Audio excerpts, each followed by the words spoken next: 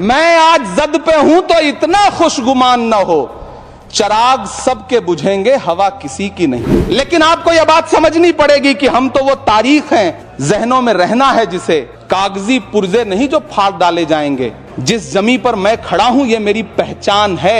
आप आंधी हैं तो क्या मुझको उड़ा ले जाएंगे? जिल्ले इलाही, जमहूरियत जो है वो नफरत और ठसक से नहीं चलती है, अकड़ से नहीं चलती है।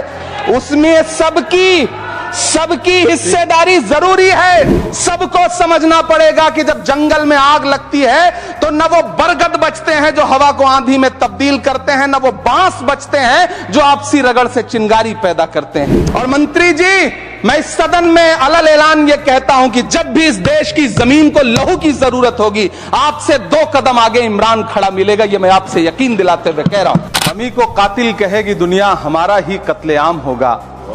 हम ही कुएं खोदते फिरेंगे, हम ही पे पानी हराम होगा। वो अब तिजारती पहलू निकाल लेता है, मैं कुछ कहूं तो तराजू निकाल लेता है। मैं इसलिए भी तेरे फन की कद्र करता हूं तो झूठ बोल के आंसू निकाल लेता है। इन्हीं लोगों के लिए किसी ने एक शेर कहा है कि जो सच और झूठ में दूरी है वो दूरी समझते हैं। सियासी हाकिमों की हम भी मजबूरी समझते हैं। वो अपना हक समझते हैं निवाला छीन लेने को।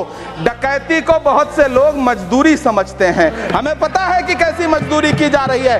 टूटा हुआ लश्कर का भरम देख रहे हैं, टूटा हुआ लश्कर का भरम देख रहे हैं और जिल्ले इलाही के करम देख रहे हैं।